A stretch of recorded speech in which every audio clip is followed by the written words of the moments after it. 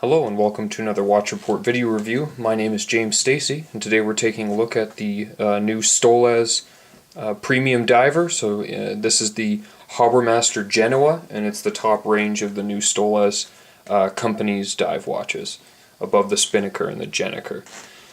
So let's take a look here. So what you get in this is kind of a flashy, fashiony sort of diver. 44mm case, it's 14.5 millimeters tall.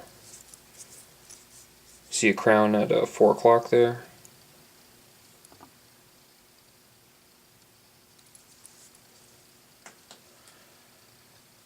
.24mm lugs. You get a sapphire crystal front and back, and the front one has an AR coating for anti-reflective purposes. Up close you'll see it has a pretty flashy dial. It's got palm trees and a sailboat on it. That dial is a silver embossed dial. It's limited or special to this model from Stolas. It's not available on their other two, which use a carbon fiber sort of dial. This runs on the ETA 2824 Swiss automatic movement. You can see it here.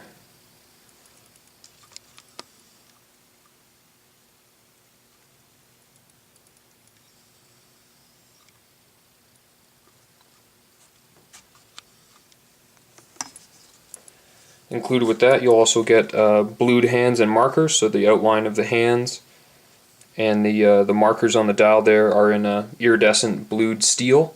It's very nice. The loom on the watch is done specifically by Super Luminova, one of the larger Swiss suppliers for luminous paint, and Lumtech, who makes their own watches actually and has a special series of multi-layered paints. You get applied hour markers, so unlike on their other two models, these the markers on the dial are actual pieces, not painted on layers of luminous paint. There's only 50 of the Genoa made, and it includes a very cool NATO strap in this bracelet, which I'll talk more about in a moment. All that, you get a screw down crown as this is a diver, and it'll take you to 200 meters. So let's take a look at a wrist shot.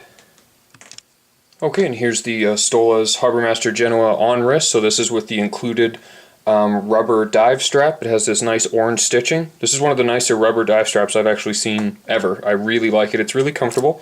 It's thin, so you don't get a lot of bulk, and it's really nice to use. And as you can see, the watch sits pretty much as high as a normal dive watch at 14.5 millimeters. It has these large kind of pronounced lugs, a lot of polished surfaces, so you'll find it has a big wrist presence. And then with the orangey, yellowy paint on the bezel and the bright hands and such, and the white dial, you definitely get this watch noticed by wearing it, and that's pretty much the reason I think with the Stolas it'd be as much a dive watch as it is a fashion accessory. And what we also have here is the included bracelet, which I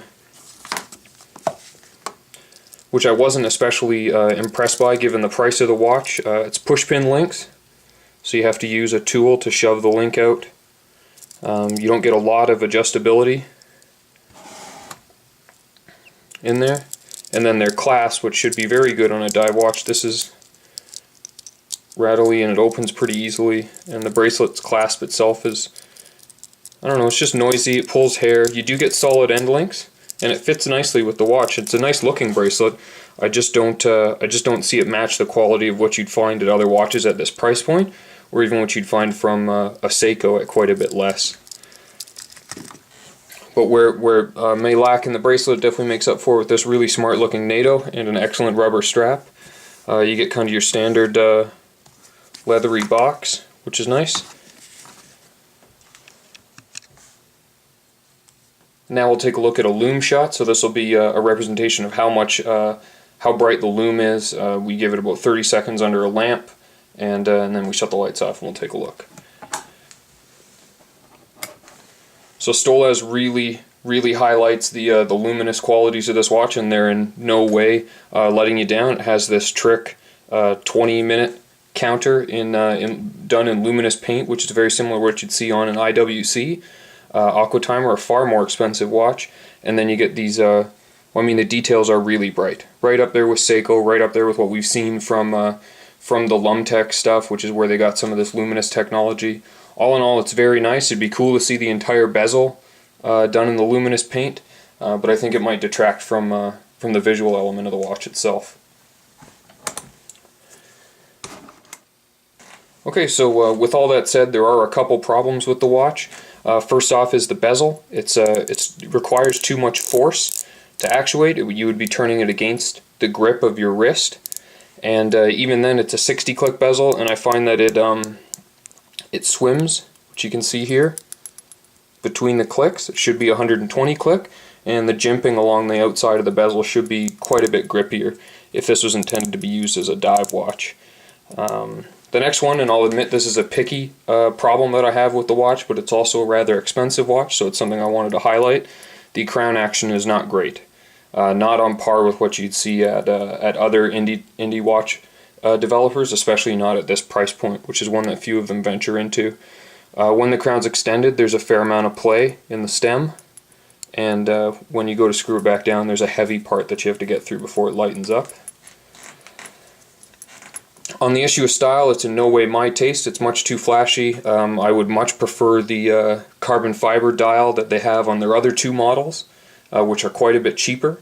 But beauty's in the eye of the beholder, and there's a good chance with only 50 of these around, they will sell right out. It keeps reasonably good time. I've had it between plus and minus 10 seconds a day. Much better on your wrist than it will be in your cabinet, so if you get one of these, be sure to wear it. And if you do decide to get one, if you go through the checkout on their website, you can use the promo code WatchReport30, and that's in the text of the article included with this video, to get 30% off of the initial $14.99.99 price point. So for Watch Report, my name is James Stacy, and this has been a review of the Stolas Harbourmaster Genoa. Thanks so much.